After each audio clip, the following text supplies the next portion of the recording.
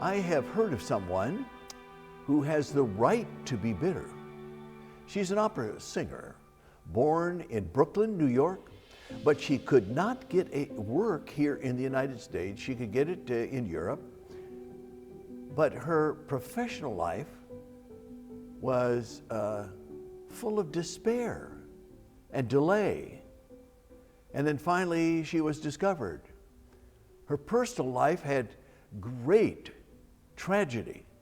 She had 2 of her children that were born with very deeply needful, special needs, and both with physical challenges that really occupied a lot of her time.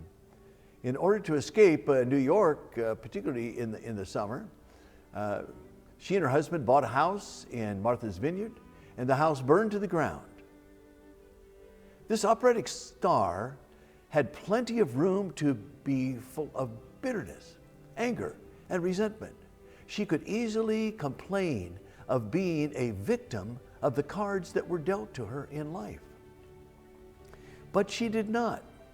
We find nothing of that in her at all. Her friends called her Bubbles.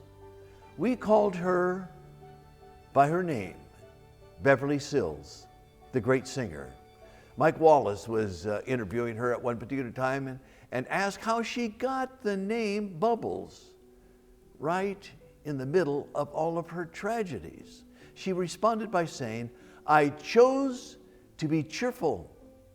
Years ago, I realized I had little or no choice about success, circumstances, or even happiness, but I knew I could choose to be cheerful." She reminds me of the Beatitudes. It says, "Blessed, happy, joyful, fortunate, cheerful are you when these things happen to you." And look again at the list in the Beatitudes. None of them are happy at all, it seems, or cheerful at all.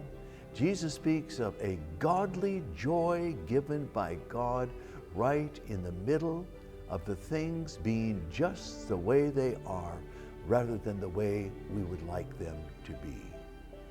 Most of our life is needed to realize that you never find happiness or cheerfulness when seeking it directly.